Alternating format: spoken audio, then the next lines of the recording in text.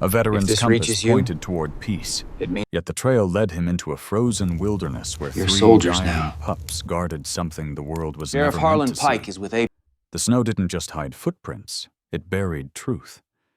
If you believe mercy can rewrite destiny and subscribe, then tell us where you're watching from. Barden's work is done. What do you think he found when the silence finally broke? Snow whispered against the mountain, a thin veil that swallowed the sound of everything except the low hum of an engine crawling through the frost. Grant Latham, a quiet white veteran in his 40s, drove an old pickup toward a forgotten ridge above Boone, North Carolina. His hands were rough and still bore the faint, pale scars of service-faint reminders of a war long over but never gone. The road wound upward, flanked by trees skeletal and dark against the white sky. He wasn't sure what he was looking for anymore. Peace, maybe, or the ghost of a promise he had left buried under too much silence. 3 months earlier, he had received a small envelope with no return address. Inside lay a rusted cabin key, a map drawn by hand, and a note signed in a firm, familiar script. If this reaches you, it means they found me. Keep what's worth keeping. The name beneath it was Major Elias Varden, his former commanding officer, and the only man who ever treated him like a brother. The coroner had called it an accident, black ice, a bad curve, dead before impact. But Grant had seen too many convenient endings in uniform to believe in coincidences. The key weighed heavy in his pocket, now cold as guilt. When the pickup finally rolled into the clearing, he killed the engine and let the mountain's breath take over. The cabin stood before him, half buried in snow, its chimney long silent, its porch bowed under years of neglect. The kind of place meant to be forgotten, and yet it waited as though holding its breath for him. Grant climbed out the crunch of snow beneath his boots, the only sound in the wilderness. He took in the sagging roofline, the warped window frames, the faint initials EV carved into the door's beam. He brushed his glove over them and murmured, "All right, Major, I'm here." The lock resisted, then yielded with a metallic sigh. The air that spilled out smelled of pine dust, cold metal, and something else, faint, raw, almost like blood. Grant stood at the threshold, eyes adjusting to the dimness.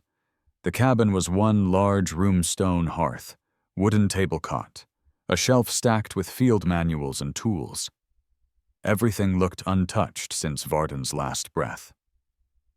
Grant stepped inside, slow and deliberate, his old instincts waking up one by one.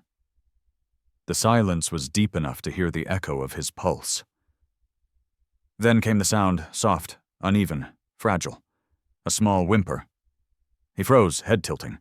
The sound came again, this time from the far corner near the hearth. Not the groan of the building, not the creak of wind, but something alive.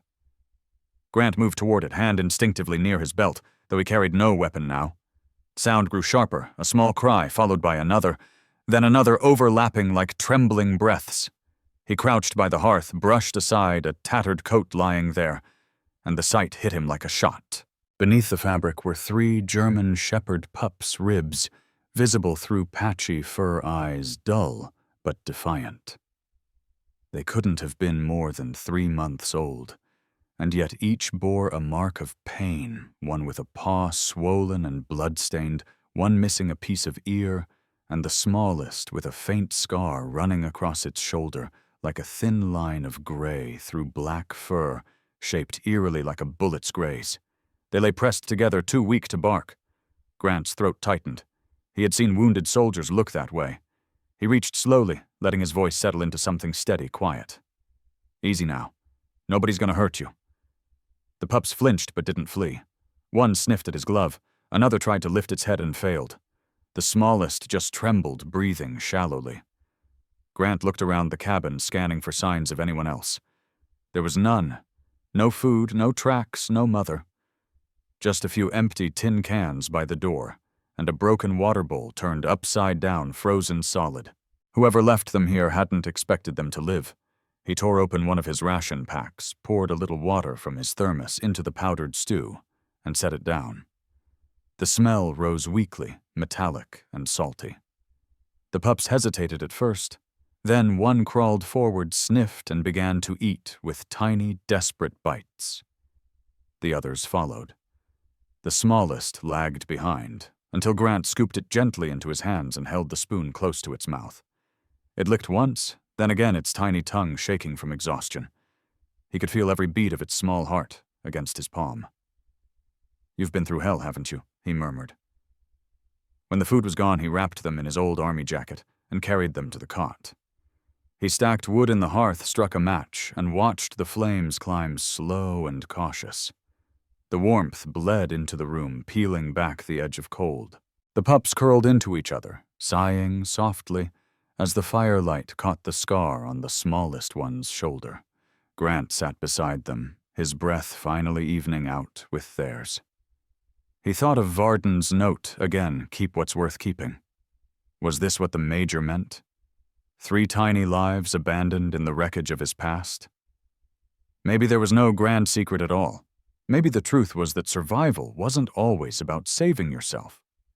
Sometimes it was about keeping someone else breathing. The 3 German shepherd pups were awake, blinking at the fire, as if unsure whether it was real. Their small chests rose and fell unevenly, but they were breathing, and that was more than they had the night before. Grant sat up, joints stiff, rubbed his neck and watched them eat from a bowl of softened oatmeal he'd made before dawn. "That's right," he muttered, voice rough with sleep. "Fuel up, soldiers." The smallest pup, the one with the faint scar, ate slowest, always glancing toward the door, as if it expected something bad to come through it. Grant noticed that and frowned. Animals remembered things, he thought, even the things that hurt. He knew because he did too. He poured himself a cup of coffee and sat by the window. The mountains outside were silent, except for the slow drift of snow. Somewhere below the ridge, a creek shimmered faintly in the early light.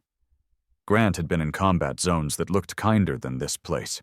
Still, there was something familiar in the quiet, something that reminded him of the way Major Elias Varden used to look out over camp at night, saying, "It's not the noise that breaks a man, Latham. It's the quiet after it." That voice lived in Grant's head like a stubborn ghost. He reached for his duffel bag, pulled out the envelope Varden had sent months ago, and unfolded it again. He'd read the note a dozen times, already memorized it even, but something about the edges felt thicker than normal. He held it up to the light and saw a faint second seam inside. His pulse kicked once. Slowly, he peeled the lining open with his pocket knife, revealing a smaller envelope, tucked inside, sealed with wax, marked by a military insignia, a hawk clutching a branch. It wasn't standard issue. It was Varden's personal Mark I he used only on classified field reports. Grant slid it open. A folded page fell out covered in shorthand writing and grid coordinates. There was a short marriage written beneath in the same tight hand. They used the ridge as cover. Check beneath the hearth. Do not trust the locals. Keep them safe. The last line hit him the hardest. Keep them safe. His eyes drifted toward the cot where the 3 pups were now lying in a warm heap asleep again. Varden couldn't have known about them, could he? Unless... The idea made Grant's stomach tighten. Maybe the Major hadn't meant them in the ordinary sense. Maybe he'd meant something far more deliberate. Someone had used the dogs for something. Experiments, maybe? Or tracking? Varden had always been the kind of man who would hide truth behind a phrase only one person could read between the lines. Grant knelt beside the hearth, brushing aside the ash and soot. The floor beneath was solid stone, but one edge near the back caught his attention, a faint line barely visible. He pried at it with the knife until the slab lifted slightly, revealing a narrow cavity beneath. Inside was a small metal case wrapped in plastic. Dust coated it like a second skin. He pulled it out carefully and set it on the table. The latch was rusted but still firm. He hesitated before opening it, glancing toward the pups. The smallest one had lifted its head again, ears twitching at a distant sound. "What is it, kid?" he whispered. The pup whined, staring at the window. Grant crossed the room and peered through the frosted glass. The tree line was still the snow, untouched, except for one faint disturbance, a narrow path leading from the slope down toward the creek, half filled in by the storm. Someone had been there recently, and it wasn't him. He turned back to the case, popped the latch, and opened it. Inside were photographs, old ones printed on glossy paper. Each image showed the same thing, the mountain stream below the cabin glowing faintly at night, like liquid glass. In one picture, Varden stood near the bank holding a vial. The note scribbled on the back read, "Apex Minerals Test Site. Do not let them cover it." Grant's gut twisted. He'd heard of Apex Minerals, a private contractor that had supplied extraction equipment to overseas bases. They'd been under investigation once for illegal dumping near civilian zones, but the case went dark. Now the same name was back here in the mountains tied to Varden's death. He pulled another item from the box, a flash drive sealed in wax, labeled only with the initials EV, and a date 2 weeks before the Major's supposed accident. Grant sat back the weight of it all, pressing on him like gravity. Varden had sent him here not for closure, but for continuation. A faint whine pulled him from his thoughts. The smallest pup was at his feet now, limping slightly, but staring towards the door again. Its fur bristled along the spine. The other two stirred low growls rumbling from their throats. Grant reached for his coat and slung the strap of his duffel across his chest, every instinct whispering old training. He approached the window again and squinted. Nothing. Only the trees and the ghost of wind. Still he could feel it, a change in the air. Someone had been close enough to spook the dogs, maybe even watching through the trees. He didn't believe in coincidences anymore. He picked up the metal case, slid the flash drive into his jacket pocket, and looked down at the pups. "We're not alone," he said quietly. The smallest whimpered again, pressing against his boot. "It's all right," he added. "We'll stay one step ahead." He wasn't sure whether he meant Apex or something else entirely, but the more he stared at that hidden envelope, the clearer one truth became. Varden hadn't died in an accident. He'd been silenced. The fire crackled, throwing faint light against the walls. Grant crouched beside it again, sealing the cavity back with the stone slab. If someone came here, he didn't want them finding it. When he rose, the smallest pup-followed tail tucked low, pressing against his leg. He reached down, rubbed its head, feeling the fragile warmth through his glove. "You're tougher than you look," he murmured. He meant it for all three of them, and maybe for himself, too. He checked the locks again, added another log to the fire, and sat on the floor with his back to the wall, the flash drive in his pocket like a heartbeat.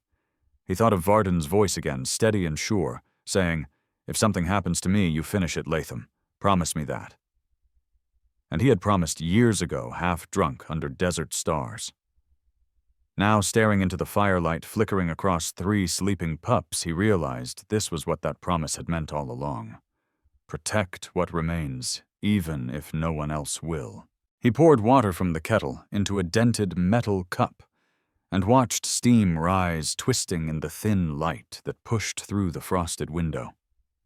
The smallest pup, the one with the faint scar, stirred first, blinking up at him with glassy brown eyes. Grant reached down and rubbed the side of its neck. "Morning, kid," he said softly. "You made it through the night." The pup yawned, showing tiny white teeth, then stumbled toward the half-eaten bowl of oats by the hearth.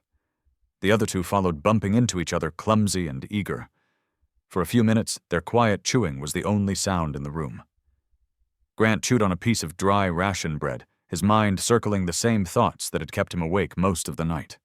Someone had been near the cabin, that much he knew. The prints were faint, now half buried in new snow, but they were human. Maybe Apex Minerals had sent someone to recover whatever Varden left behind. Maybe it was someone local, curious, or worse.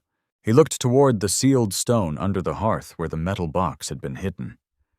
The pups didn't know what they'd stumbled into, and neither did he, yet there was no turning back. He had Varden's coded note, the photos, and the flash drive now, and the growing certainty that he wasn't meant to survive here any more than his old commander had been. He poured more oats into the pot and stirred slowly. As he reached for the spoon, he noticed something near the door, a faint scuff mark in the dust that hadn't been there before. His chest tightened. He crouched, tracing the mark with a finger.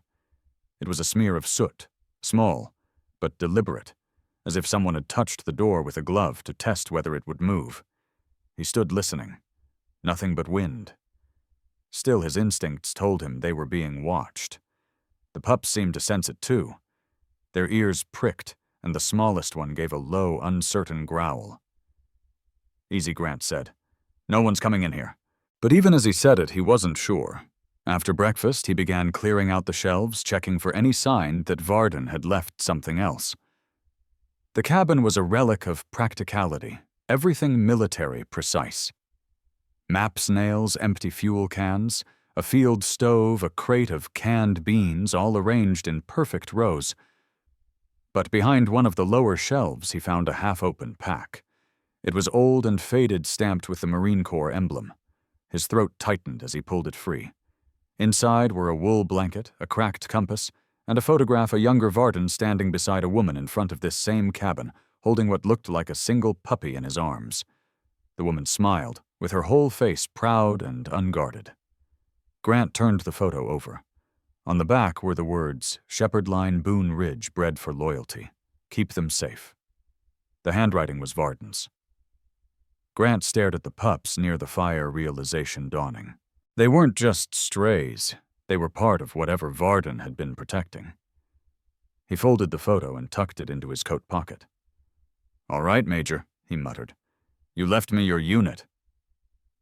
He wasn't sure whether to laugh or curse, but he felt something shift inside him again, a fragile sense of purpose. It had been years since he'd had one of those. He tore a piece of bread and tossed it to the pups.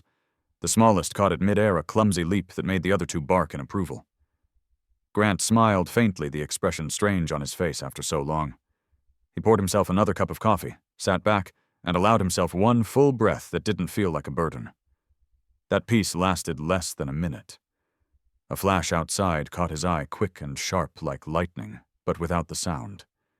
He rose instantly, coffee forgotten, and moved to the window. The flare glowed briefly beyond the tree line, red against the gray morning, and then vanished. Not natural. Not an accident. Someone signaling. Grant's jaw clenched. He turned toward the fire, grabbed his jacket, and quietly pocketed his folding knife. The pups' watched ears perked. "Stay put," he whispered, though he knew they wouldn't understand. He opened the cabin door slowly, the hinge creaking once before freezing in the cold. The forest beyond stood silent snow, gleaming in the weak light. No movement, no sound. But the air carried something in absence too deliberate to be natural. He stepped outside, boots sinking into the drift. The cold cut through his coat, but he ignored it. The tracks from the night before had faded, but now new ones led away from the cabin toward the ridge. Not boots too light for that. Maybe snowshoes, or flat soles pressed shallow and quick, someone moving fast. He crouched, touched the edge of a print, felt the damp. Fresh within the last hour. He looked back at the cabin, where the pups' small faces peered from the window.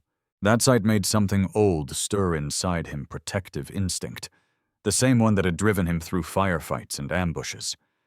He followed the tracks for about 50 yards before they stopped abruptly near a fallen pine. He turned in a slow circle, scanning every shadow. The forest stared back, quiet and merciless. Then a sound cracked through the air, a faint metallic ring like a shell casing striking stone. Grant spun toward it, hand instinctively moving to where his rifle would have been years ago. But there was nothing. Only wind, only snow. He waited 5 minutes, maybe more, before heading back. When he returned, the cabin felt smaller. The pups ran to him, tails wagging nervously, relief pouring from their small bodies. He shut the door, bolted it twice, and tossed another log on the fire. "They're out there," he said quietly.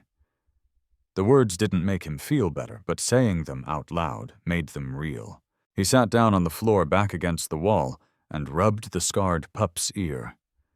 "Looks like your friend's warning still stands." The pup leaned against his hand, warm and trusting. For a moment that warmth was enough to dull the fear. As the day wore on, the storm began again, heavier this time. Wind howled through the cracks in the walls, rattling the windows. Grant cooked beans in the old pan, shared them with the pups, and read the coded note again, tracing each line with his thumb. "Check beneath the hearth. Do not trust the locals. Keep them safe." He was starting to believe that last line wasn't just a request, it was a command. Varden had known this would happen, that the company would come looking, that someone would try to erase the evidence. Maybe the pups were witnesses too, in their own silent way. By nightfall, the ridge was buried again. Grant sat by the fire with his duffel, readied the flash drive and photographs tucked inside, waiting for whatever came next. Outside, the red flare flickered once more in the distance before vanishing for good. He stared at it, jaw tight, until the fire snapped and startled the smallest pup awake. Grant reached out, placed his hand over its back, and whispered, "You're safe as long as I'm breathing." The words weren't a promise. They were a vow. He sat at the table watching the fire's glow flicker across the pups sleeping in a heap by the hearth. They'd grown steadier now, breathing full and even tiny chests, rising and falling with the rhythm of the flames. The smallest one, scarred but stubborn, had crawled halfway out of the blanket to rest its head on Grant's boot. The sight nearly broke him in a way he couldn't explain. He'd lost men overseas who never looked that peaceful, never found that kind of safety again. Maybe he hadn't, either, until now. But peace was temporary, and the storm of questions in his head didn't care how long it had taken to find it. The red flare hadn't been a warning. It had been a mark. Someone knew where he was. Someone who wanted him to find what Varden had left, or wanted to make sure he didn't live long enough to. Either way, the message was clear. Grant poured what was left of the coffee into a tin cup and stared at the window. The snow had stopped sometime before dawn, but a white mist lingered across the ridge, heavy and unnatural. He moved quietly to the hearth and crouched down, checking the edges of the stone slab he had resealed 2 days earlier. His gut told him there was more. The note's words, "Check beneath the hearth. Keep them safe." Hadn't mentioned the metal box explicitly. That meant there was something else he hadn't found yet.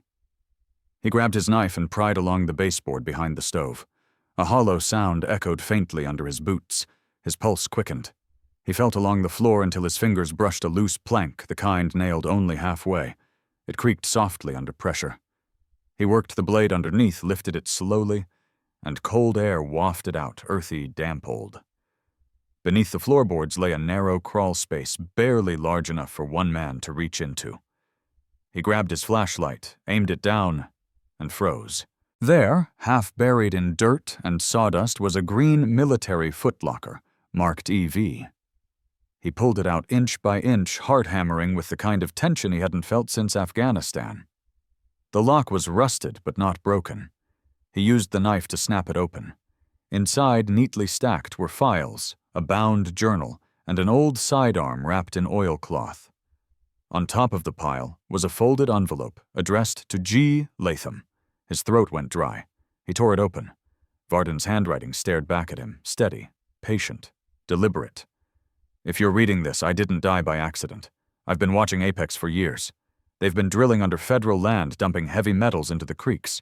The sheriff in Boone Ridge is on their payroll. I'm including evidence and coordinates. If they come for you, trust no one but yourself. Keep the shepherds alive, they know where to lead you." Grant read it twice, 3 times, until the words blurred. The shepherds. He turned to look at the 3 pups, one awake now, and watching him tail thumping weakly against the floor. The idea was insane dogs as witnesses, but Varden had trained military shepherds before, used them for reconnaissance. Maybe they'd been bred for something specific, something Apex had wanted destroyed. His fingers tightened around the journal. The front cover was stained dark brown, edges frayed, but the writing inside was crisp. Dates, coordinates, names, pages of notes detailing Apex's secret operation near the Valley River.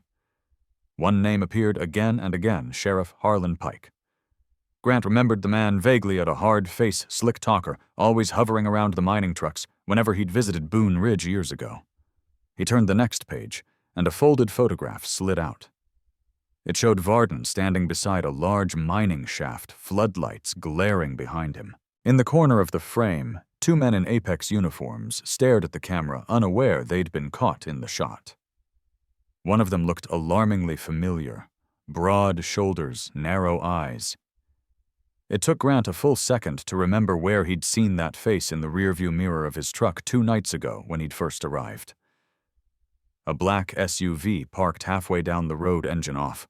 Someone had been tailing him since he left town. His grip on the photo tightened.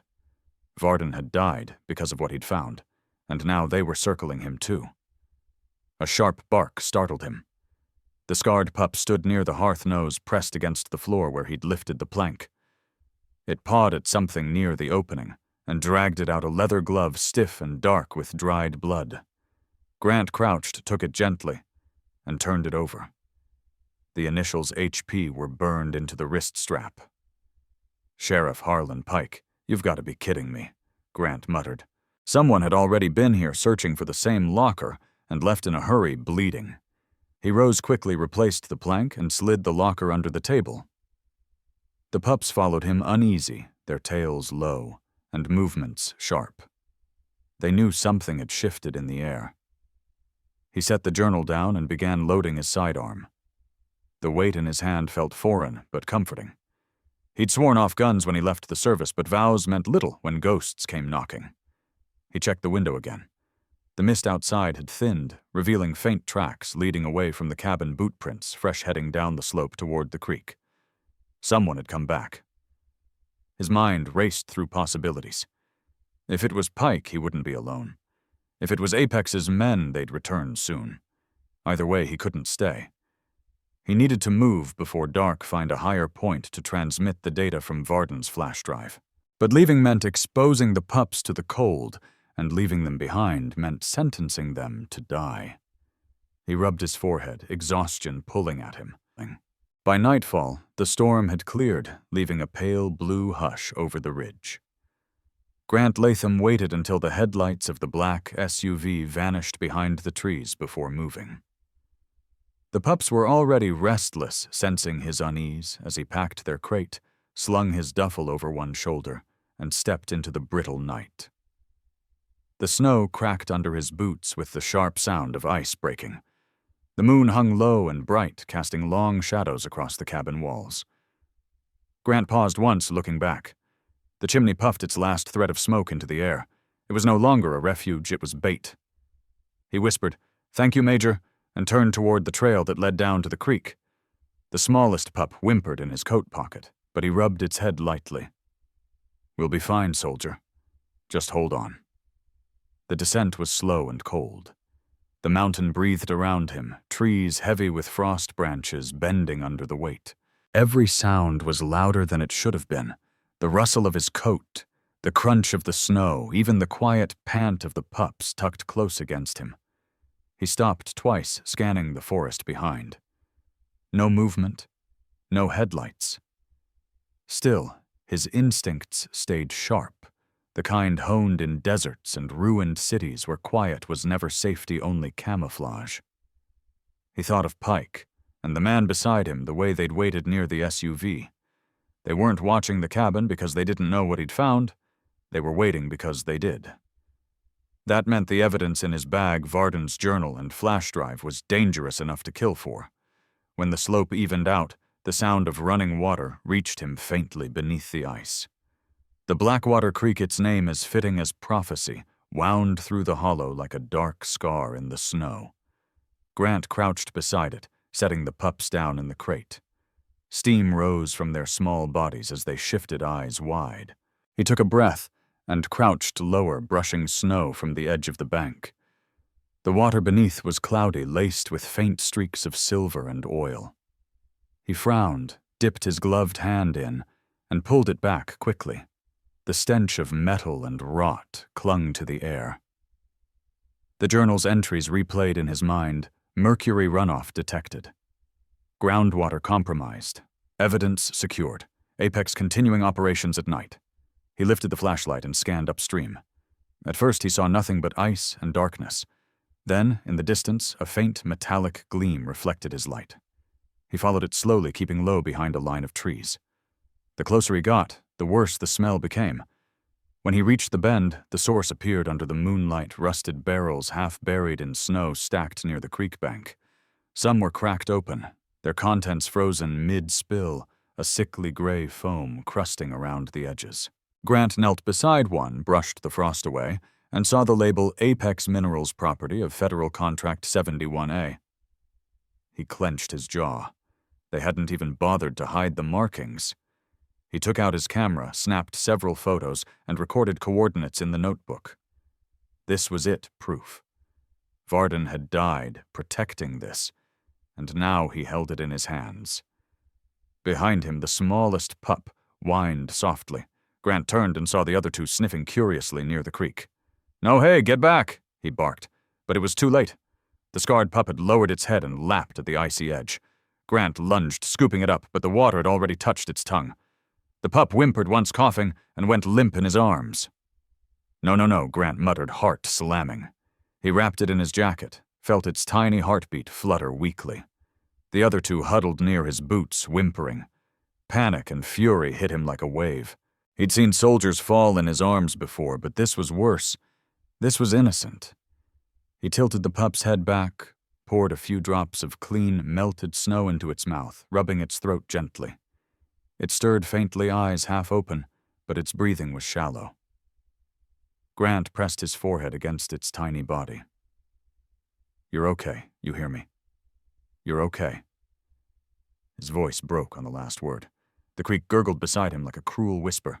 He stared at it, every muscle in his body trembling. "This is what you did," he muttered to no one, to the ghosts of men in suits who had signed off on poison for profit. He looked back at the barrels at the company name shining under the moon. Apex had turned this mountain into a grave. He stood slowly, holding the pup close. "All right," he said through his teeth, "we've finished this." He moved quickly now, photographing every barrel, marking every coordinate, recording audio of the frozen runoff. The wind rose around him, scattering snow into silver sheets. He felt the sting of tears freezing on his face, but didn't wipe them away. The pup stirred again, its heartbeat faint, but there. He wrapped it tighter in his scarf, whispering, "Stay with me, kid. You're stronger than they think." When he turned to leave, his flashlight flickered once, then went out completely. The dark folded around him like a closing hand. He crouched low, holding his breath. Then he saw it, a distant glow on the ridge above, faint but steady. Not moonlight, not a flare. Headlights. Two beams cutting through the trees, slow and searching. They'd followed him. He scooped the pups back into the crate, lifted it and moved along the creek's edge, boots silent in the snow. The light swept the trees where he'd been moments ago. A man's voice called out faintly, "Pikes." "Spread out." "He's down here somewhere." Grant's pulse spiked. He moved faster, ducking behind a fallen log heart hammering. The cold bit through his gloves, but he didn't care. He had to get back to higher ground to signal Grace or anyone else still willing to listen. A beam of light swept across the creek and froze. "Tracks," someone shouted. Grant cursed under his breath and bolted uphill, clutching the crate. The pups whimpered softly, but he whispered, "Quiet." Almost there. Bullets cracked the air behind him, slicing through branches. Snow sprayed against his face. He ran harder, lungs burning every step heavier than the last. The mountain tilted upward, cruel and endless, but he didn't stop. Not now. When he finally reached a rock outcrop, he dropped behind it, gasping for air. The shooting stopped. Voices echoed below, angry, disorganized. They'd lost him. He waited, listening until the sounds faded, then crawled out and looked down. The SUV lights were small now, swallowed by the dark. He turned his focus to the pups. The smallest one was still breathing, faint but rhythmic. He tore a strip from his shirt and wrapped it around the pup's head like a makeshift bandage, though there was no wound, only the invisible sickness spreading through its veins. "You're not dying here," he whispered. "Not like him." The other two nestled against their sibling, keeping it warm. Grant sat in the snow chest, heaving, staring at the creek far below. The poisoned water glistened like glass under the moon. He took out the flash drive, holding it tight in his gloved hand. The evidence was enough to bring Apex down, but only if he lived long enough to deliver it. Somewhere in the wind, he could almost hear Varden's voice again, calm and steady. "Prepare for the worst version of the day, kid. That's how you survive it." Grant nodded to no one. Already did Major. He rose, pulling the crate close, and began climbing toward the ridge where the trees thinned and the first stars broke through the clouds. Every step sent a dull ache through his knee, an old wound flaring alive. But behind him, the pups followed the sound of his boots, trusting him completely. At the top, he turned back one last time. The mountain was silent again, but the creek glowed faintly in the dark, a scar that would never fade. He looked at the pups and said softly, "We'll make them pay for this." All of them.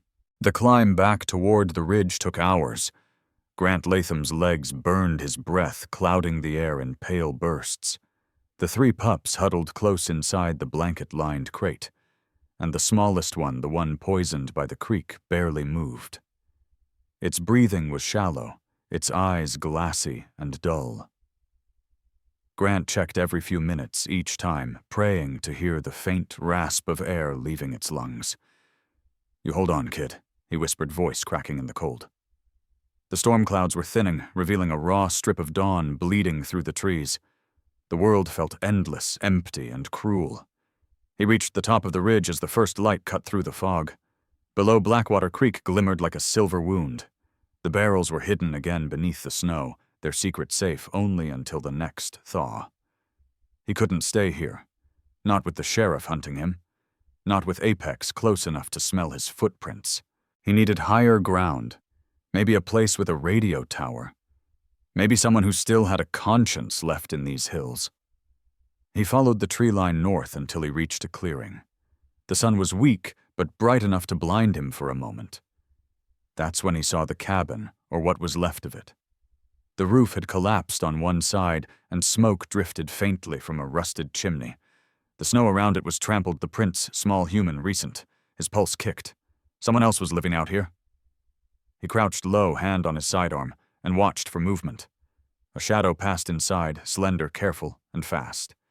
He waited the pups silent in their crate, then stepped forward slowly until the crunch of his boots gave him away.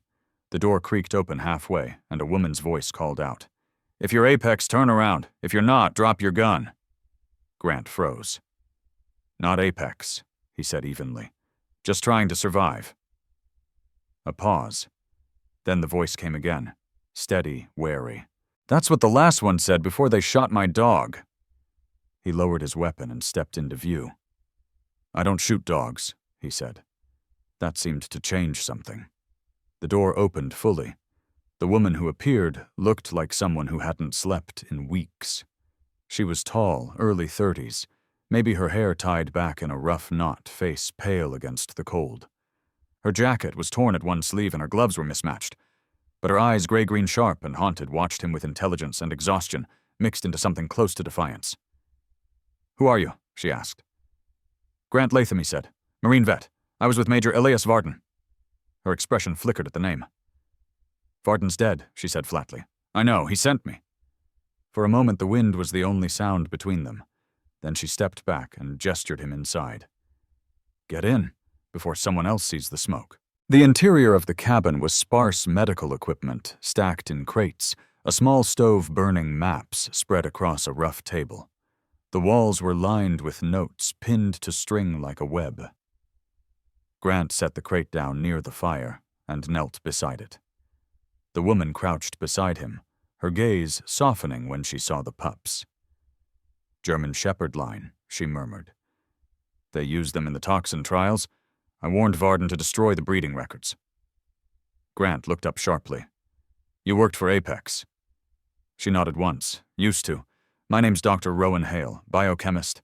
I was hired to monitor runoff safety, but when I started reporting contamination levels, they cut my access.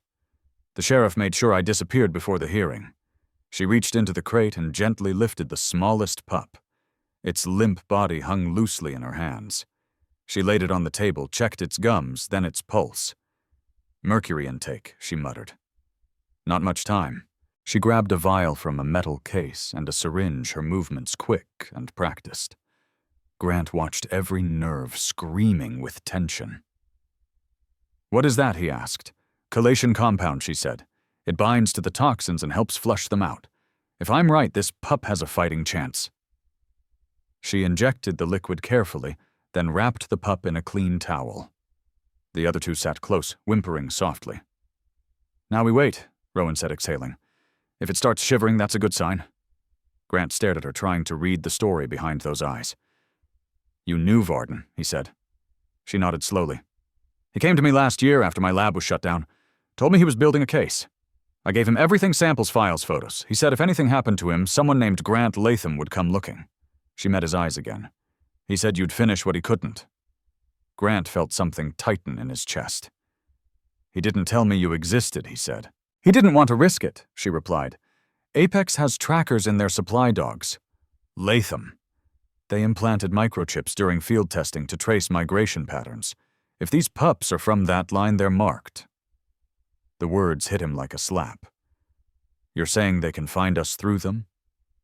She nodded grimly. "If the trackers are active, yes. And if Pike's with them, they're probably triangulating your position right now." Grant stood moving to the window, scanning the white horizon. "Then we move before they do." Rowan crossed her arms. "You won't make it far in daylight. The ridge is open ground for 3 miles. You'll need cover." She hesitated, then added quietly, "There's a ranger station west of here abandoned after the fires. It still has radio equipment. You could send Varden's data from there." Grant turned to her. "What about you?" She gave a tired, half smile. "If I wanted to run, I would have done it months ago." She glanced at the pups. "Besides, I owe them." The fire cracked. The poisoned pup twitched once, then twice, legs kicking weakly. Rowan leaned in, listening. "Heart rate's climbing," she whispered. "It's working."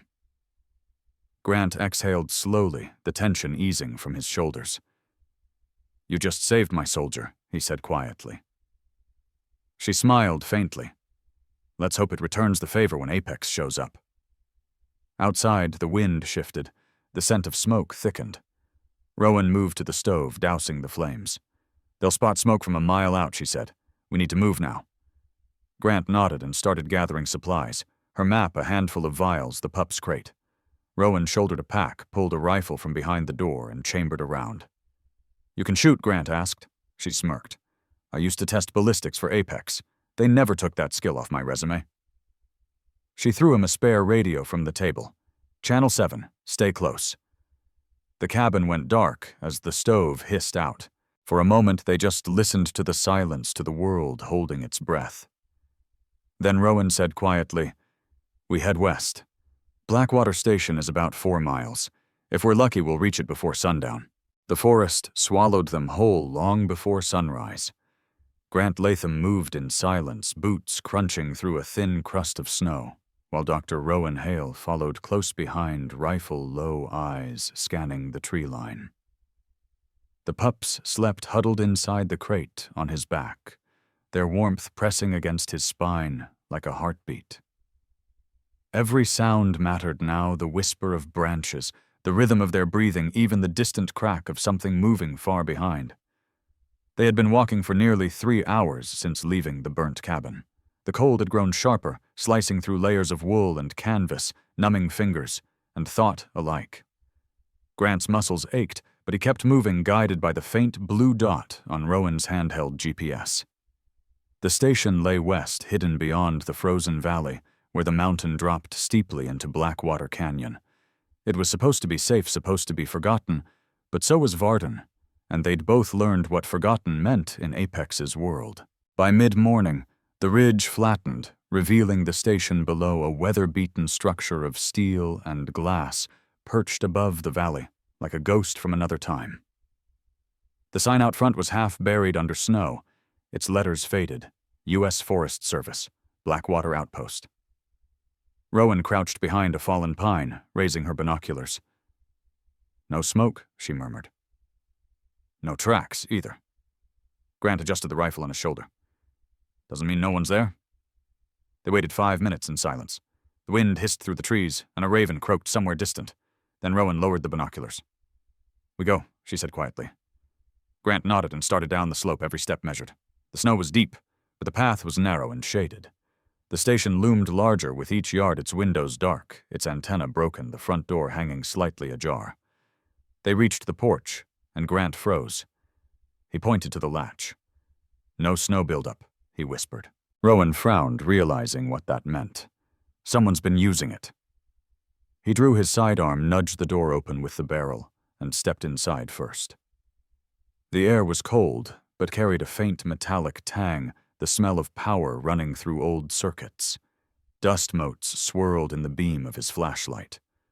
A row of computer terminals lined the far wall, all dark except one blinking amber light. Rowan stepped beside him, voice low. That shouldn't be on. Grant's instinct screamed. He moved forward slowly, boot crunching over broken glass. The crate on his back shifted as one of the pups stirred and whimpered softly. Easy, kid, he murmured. Almost done. At the console, a small indicator blinked steadily. Motion detected. West entrance logged. Rowan leaned closer, her face tightening. That's not Forest Tech, she whispered. That's Apex surveillance code. Grant's pulse quickened. Meaning they're using this place as a relay station. They can track anything that moves within a half-mile. The realization hit hard. They'd walked straight into a net. Grant yanked the cable from the terminal, killing the light, and spun toward the door. We need to... The sentence died as a faint hum filled the air. The antenna above the roof came alive, red lights pulsing through the ceiling vents. Too late, Rowan said. They know we're here. Grant's mind raced. Can you disable it? Rowan was already moving to the panel, fingers flying across rusted switches. I can jam the signal maybe, but we need to transmit the data before they wipe everything.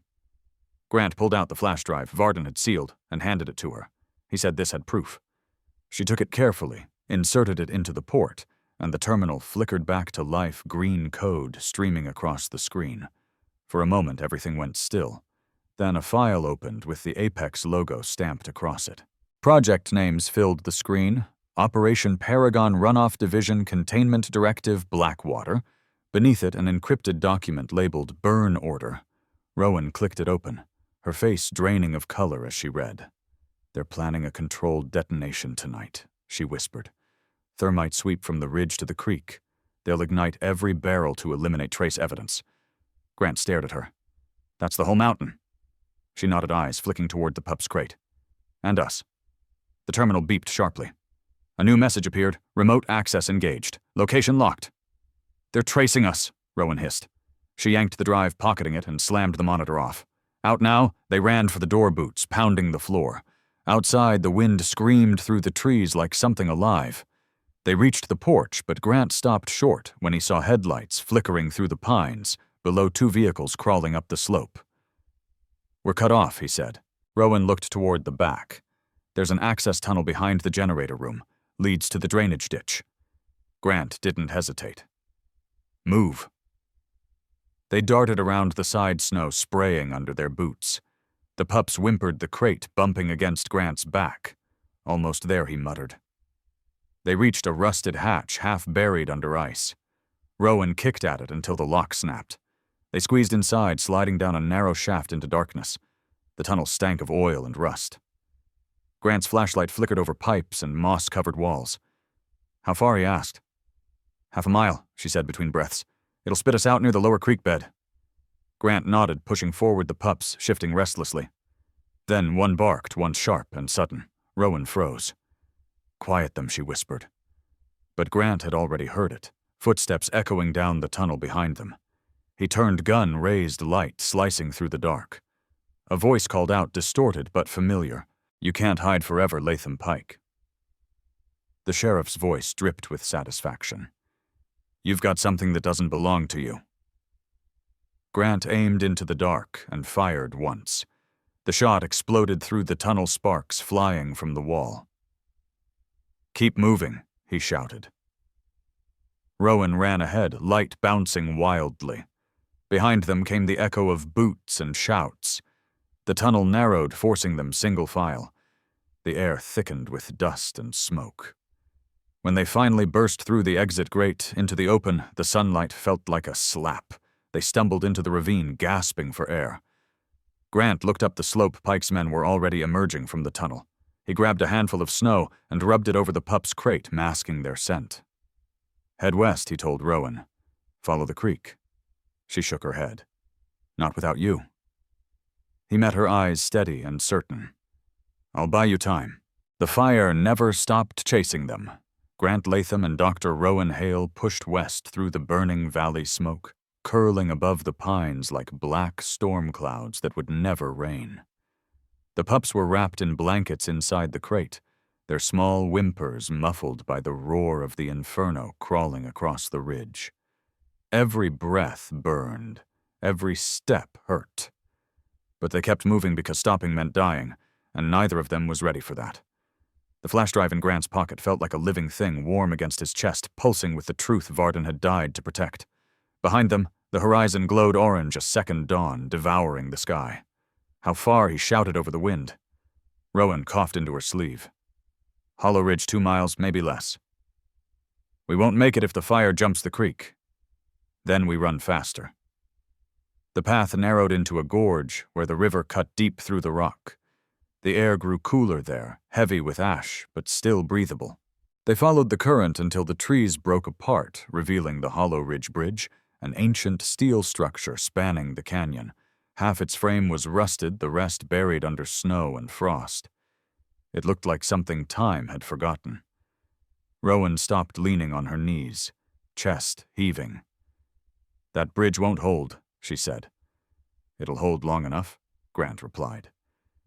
He started forward, his boots clanging softly against the metal grating. The pups stirred in the crate, one letting out a faint bark. "Quiet, soldier," he murmured, almost through. Halfway across, he froze. The smallest pup, the one with the scar, had begun whining sharply, nose pressed against the air. It wasn't fear, it was warning. Grant's hand went instinctively to his weapon. "What is it?" Rowan asked, voice low. He crouched, scanning the bridge deck. Then he saw it. A thin wire glinting near the support beam, barely visible under the frost. A tripwire stretched across the path and connected to a black box wedged between the girders. "Back," he hissed. They both moved in sync, retreating several steps. Rowan followed his gaze and cursed under her breath. "C4, she said. "They've mined the bridge." Grant's stomach turned. "They're hurting us," he muttered. "Fire on one side, drop on the other." He set the crate down and knelt beside the wire, his gloves trembling slightly as he traced the line. It ran along the beam and disappeared into a junction box hidden near the midpoint. "This isn't random," Rowan said. "They wired it remotely." Grant nodded grimly. "Pike's no idiot. He's betting we'd take the only crossing left." He looked down through the gaps in the bridge. The river below was frozen in parts, black water glinting between cracks. If the bridge blew, they'd be dead before they hit the ice. Rowan moved closer, eyes narrowing as she examined the detonator. "I can cut it," she said. "You can't know that for sure," he replied. "I designed these systems," she shot back, "before I walked away from Apex." He stared at her, torn between trust and terror. Then another sound split the air, the distant whine of engines.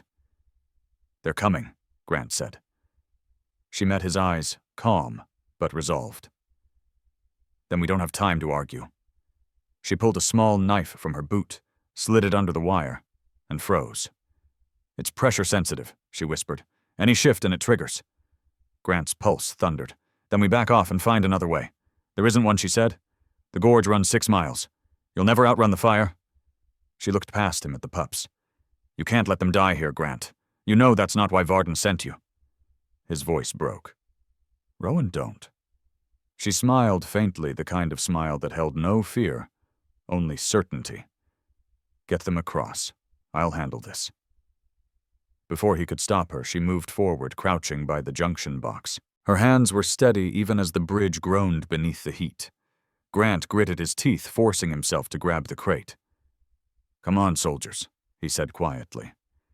He hurried the pups across every step, echoing with dread. The smallest one looked back, once a soft sound caught in its throat. Grant didn't look. He couldn't.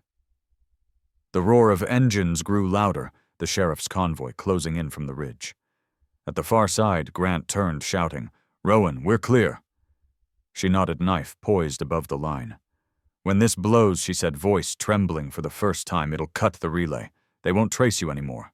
Get off the ridge and head north. Find the ranger outpost near Boone Creek. There's a man named Keats. He'll help you finish this. Row and go, she yelled. Then she sliced the wire. For a fraction of a second, nothing happened. The world held its breath. Then the detonator sparked, and fire erupted along the length of the bridge. The explosion ripped through the air like thunder splitting the earth. Grant dropped to the ground, shielding the crate with his body as shards of metal screamed overhead. The shockwave rolled across the canyon, scattering snow and flame. When it ended, the bridge was gone, half of it dangling in twisted ruin over the abyss. Grant staggered to his feet, coughing, his ears ringing. Smoke and heat rose in furious waves. "Rowan," he shouted, voice raw, but there was only the hiss of burning steel. The pups whimpered inside the crate. Grant fell to his knees, staring at the wreckage. In the drifting smoke, he thought he saw her figure for an instant standing near the far beam, hand raised in one final salute before the bridge gave way completely, swallowing her into the chasm below. His throat closed, breath catching somewhere between grief and disbelief. The smallest pup pressed its head against his arm, trembling. He lifted it gently, holding it close, feeling its heart hammer against his chest. "She saved us," he whispered. The wind carried the words away. He stayed there for a long time, the fire still burning in the distance, the mountain crying smoke into the sky.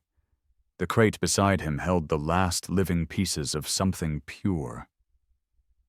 He looked at them and saw what Rowan had seen, a reason to keep moving, to make her death mean something. He wiped his face, pulled the flash drive from his pocket, and whispered, "We finish this, Major. I swear it." The wind screamed across the high ridge, dragging the scent of ash from the burned canyon below. Grant Latham trudged forward through waist-deep snow, each step heavier than the last, his body aching from smoke and exhaustion. The pups stayed close, one limping slightly, but refusing to be left behind, their fur crusted with frost, their breath small clouds that vanished too quickly in the cold. The flash drive hung from a cord around Grant's neck, tucked under his coat like a second heartbeat. He didn't speak much now. Words seemed too fragile for what had been lost at Hollow Ridge.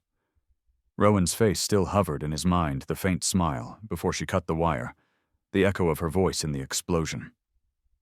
He carried that sound the way he once carried gunfire, too heavy to forget, too loud to silence. The trail narrowed along the cliff, bordered by old telegraph poles, leaning like broken bones. Somewhere ahead lay the Boone Creek outpost, a relic from another war, another kind of silence. He didn't know if Keats would still be alive, but Varden's note had said to find him, and that was enough. By late afternoon, the snow turned from white to gray. The sky sagged low, swollen with another storm. The pups whined softly, pressing against his legs as he reached a bend, and saw it at last, a small building tucked into the hillside, its antenna half buried in snow-faint smoke rising from a crooked chimney. Grant hesitated, scanning the slope for tracks. None. He moved closer, rifle raised, and knocked once on the warped wooden door. For a moment there was only the sound of the wind. Then a voice growled from inside, old but strong. "If you're here to sell salvation, I got none left." Grant lowered his weapon slightly. "Major Elias Varden sent me." The silence that followed was sharper than the cold. Then the door opened a crack, revealing a man in his 70s with a wild gray beard and eyes that burned with suspicion. He wore an old army parka, patches faded, and a sidearm holstered at his hip. "Say that name again?" the man rasped. Varden Grant repeated. "He's gone. But he left me something to finish." The old man stared at him a long moment, then stepped aside. "Get in before you freeze to death." The cabin smelled of coffee gun oil and old paper. A radio rig dominated the table, its wires tangled like veins. Maps covered the walls, marked with pins and red string. "You Grant Latham?" the old man asked, closing the door. "Yeah, and you're Keats." "Used to be Sergeant Keats," he said. "But out here I'm just a ghost with bad knees." He eyed the crate as Grant set it down by the fire. The pups blinked up at him, and for the first time the old man smiled. "Well, I'll be damned. Shepherds. Just like the Major said." He crouched, letting the smallest pup sniff his hand. "He told me you'd come, Didn't say when, but he said you'd have proof. Grant pulled the flash drive from his neck and held it out. It's all here. Files, photos, recordings. Apex killed him for this. Keats took it carefully, studying the markings. Still using the old encryption key. Clever bastard. He slid it into a dusty terminal, the screen flickering to life. Lines of green code scrolled across the monitor. I kept copies of their transmissions, Keats said quietly. Intercepted everything I could after they blacked out the mining channels. Been waiting years for someone to finish the job. Grant leaned against the table, exhaustion sinking deeper into his bones. Rowan Hale helped me get this far, he said. She's gone. Keats's face softened. She was one of the good ones. I heard they buried her research under a new Apex shell company. No one listens when you scream truth into the wind. He typed quickly, the keys clacking under his fingers. If this data's clean, we'll send it straight to the FCC emergency line. It'll ping every open station across the network. Apex can't scrub that fast. Grant nodded. Do it? The terminal beeped loading files one by one. Graphs, photographs, logs, all of it. Then came a faint hum from outside. The pups perked up instantly, ears twitching toward the roof. What's that? Grant asked. Keats frowned. Static interference. Not good. He adjusted the tuner, but the noise grew louder, sharper, rhythmic. Then the window rattled. A dark shape passed overhead, a drone black and angular lights blinking red. They found us, Keats muttered. You said this place was off-grid. It was, he said, until you turned that drive on. They're sniffing the signal. Grant grabbed the rifle, moving to the window.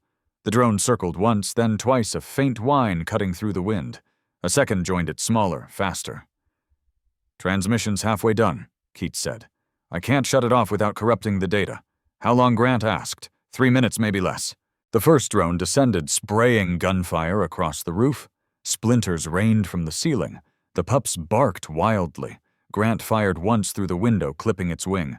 The machine spun, crashing into the snow outside. The second one adjusted course, diving straight for the antenna. If it hits that, we lose everything, Keats shouted. Grant dropped the rifle, ran outside into the freezing wind and drew his sidearm. The drone swept low blades, whining. He fired twice, missed Dove into the snow as it zipped overhead. He felt the heat from its sensors brush his back. Inside, Keats yelled, 1 minute. The terminal whirred, the radio antenna sparking from the overload. Grant spotted a can of kerosene near the porch, grabbed it, and hurled it toward the tower. He fired once. The explosion was instant, a burst of fire that engulfed the drone mid-air, ripping the antenna apart. Sparks cascaded across the roof, lighting the sky orange. The noise cut off, replaced by static. Grant staggered back inside, coughing from the smoke. Tell me it went through, he said. Keats grinned, teeth flashing through his beard. Oh, it went through, all right. You didn't just send it to the FCC, son. That burst hit every emergency band on the grid. The whole damn country just heard Apex's confession. Grant slumped against the wall chest, heaving. The pups pressed close, whining softly. Outside, the night roared with fire and wind, but inside the only sound was the faint hiss of static, and Keats's low, satisfied chuckle. Varden was right about you, he said. You finished things. Grant looked at the flickering terminal. The last line on the screen read, Data received, archived nationwide. He smiled faintly, exhaustion washing over him. Then it's over. Keats shook his head. Not yet. You embarrassed, powerful men, boy. They'll come hunting again. Grant reached down, scratched behind the scarred pup's ear. Let them come. Keats poured 2 cups of coffee, handed one to him. You know, he said after Nam, I swore I'd never touch a radio again. But I kept this station running because I figured one day truth might need a signal strong enough to survive the noise. Guess today was that day. Grant nodded slowly, watching the snow drift past the window. The horizon burned faintly red fire, still crawling through the woods below. Rowan didn't die for nothing, he murmured. None of them did. The storm broke before sunrise, tearing away the last of the smoke that had clung to the mountains like grief. Grant Latham stood outside the Boone Creek outpost, watching the first pale light spill across the snow. The world was quiet now. The kind of quiet that came after fire had said everything it needed to say. Behind him, the old radio crackled faintly, still looping static through the open channel. The broadcast had gone out hours ago. Apex's hidden files, confessions, and chemical logs now lived on every frequency in the country. It couldn't be buried anymore. The truth was loose in the wind like embers that refused to die. Inside the cabin, the pups slept near the stove, curled around one another, safe, for the first time since all this began. Keats sat at the table, wrapped in his blanket, the old transmitter humming beside him. "They'll come for cleanup," he said, voice rasping like gravel. "Feds press, maybe even Apex's lawyers if they've got a death wish." Grant nodded. "Let them. It's their mess now." Keats chuckled softly. "You did good, son. Varden would have said so too." Grant looked toward the door, toward the ridgeline, still streaked with smoke. "He died believing the truth mattered," he said quietly. Guess he was right. By mid-morning, the first vehicles appeared in the distance, federal SUVs, with flashing lights crawling up the slope like silver beetles. Grant stayed by the porch, rifle slung low, hand resting on the crate beside him. The smallest pup stirred, blinking up at him with tired eyes. He smiled faintly. "Told you we'd make it," he murmured. Keats came to the door, one hand on the frame. When they asked who found the evidence, he said, "You tell them it was the mountain. Men like us just listened." Before Grant could answer, the sharp crack of a rifle split the air. The sound came from the ridge. Keats staggered, clutching his chest. Sniper Grant shouted, dragging him inside. Blood bloomed across the old man's coat, dark and fast. Keats's face paled, but his eyes stayed clear. "Should have known they'd send one last ghost," he wheezed. Grant pressed his hand to the wound. "Stay with me." Keats smiled faintly, the corners of his mouth trembling. "Don't waste it," he said. "Make them remember." His hand fell away, the light in his eyes dimming like the last flicker of a signal fading into static. For a moment the world narrowed to the sound of his own heartbeat. Grant stood, fury burning cold through his veins. He grabbed the rifle, moved to the window, and scanned the ridge. The glint of glass betrayed the shooter's position near the tree line. He exhaled once, steady, then fired. The shot echoed through the valley. The figure fell and didn't move again. Silence returned, heavy and final. Grant lowered the weapon chest, rising and falling like he'd run a mile through fire. The pups whimpered softly behind him. He turned and saw them pressed together beside Keats's chair, as if they knew the old soldier's spirit had joined the others, now Varden Rowan, all the voices that had led him here. When the agents arrived, they found Grant on the porch, the rifle laid across his knees, and the flash drive sitting on the railing beside a folded note. The youngest agent stepped forward cautiously. "Sir, are you Grant Latham?" Grant nodded. "The files are yours.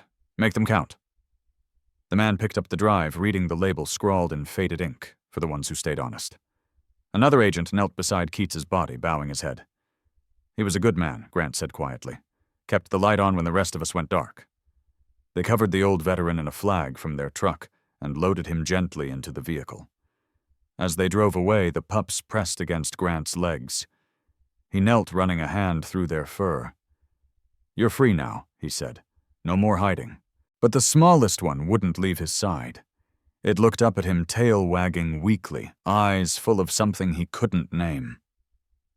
Maybe it wasn't freedom it wanted. Maybe it was simply to stay with the only person left who understood what loss cost. Weeks passed before the story reached the rest of the world. The Apex scandal became the kind of headline that burned through newsroom senators shouting about oversight executives resigning on live TV. The company collapsed under the weight of its own secrets, and the ridge, once nothing more than a mark on an old map, became sacred ground. Journalists called it the ridge that remembered, where truth outlasted silence. Rowan's name was carved into the memorial beside Varden's, and below it read, "For those who chose to protect what cannot speak." Grant stood there one cold afternoon months later, watching the sun reflect off the plaque. The pups, now grown and strong, wandered near the creek that had once run black, its water now clear again. Birds returned to the valley, cautious but real, the sound of wings replacing the hum of drones. Grant knelt and touched the engraved letters. "You did it," he whispered. "You made them see." A group of students from the local school passed by on a guided walk, their teacher explaining how the ridge had been poisoned, how a few people had fought to bring the truth back into the open. One boy looked up at Grant and asked, "Were you there when it happened?" Grant smiled faintly, shaking his head. "I was just a messenger kid. The mountain did the rest." The boy nodded solemnly as if that made perfect sense. When they left, the wind stirred the trees, scattering snow across the memorial like confetti. Grant looked toward the horizon, where the river bent toward the valley, and felt something in him finally unclench. He stayed on the ridge through the thaw, rebuilding a small cabin near the creek, with lumber from the forest. The pups, now nearly full-grown shepherds, helped in their own way, digging and guarding their presence, filling the silence with life. At night, he'd sit by the fire and listen to the old radio still crackling faintly on the shelf. Once late in the spring, it came alive with a familiar voice, Rowan's recorded log recovered from the flash drive. "If anyone hears this, remember the land doesn't belong to us. We belong to it. When it cries, we listen." Her words hung in the air long after the transmission ended. Grant sat in the glow of the fire, I's wet hand resting on the scarred pup's head. "I'm listening," he whispered. When autumn returned, federal workers planted a flag at the site of the old Blackwater Creek barrels. The river ran clean again, the forest beginning to heal. Grant watched from the ridge as the workers sealed the last container, the dogs sitting quietly beside him. He thought of Varden's letter, "Keep what's worth keeping." Now he understood. It wasn't just evidence or revenge. It was the idea that truth, once carried forward by the living, becomes part of the land itself. The pups barked once, as if agreeing, their voices rising into the fading light. That evening, as the sun sank behind the mountains, Grant carved 3 small names into the wooden cross by his cabin: Elias Varden Rowan Hale and Sergeant Keats. Then, beneath them, he added one more word: remember. He set his hand against the rough grain and whispered, "You can rest now. I'll take it from here." The wind picked up gently, brushing through the pines, carrying the smell of ash and pine resin, and something cleaner, a hint of new rain.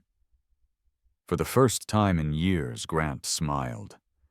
The ridge was quiet, but not empty. It breathed, it healed, it remembered, and somewhere deep within that stillness, 3 brave shepherds and 1 tired soldier finally found peace. The end. If this story moved you, don't forget to like and subscribe for more stories that stay with you long after they end. Tell us what part of Grant's journey hit you the hardest, and where you're watching from. Your thoughts keep these stories alive.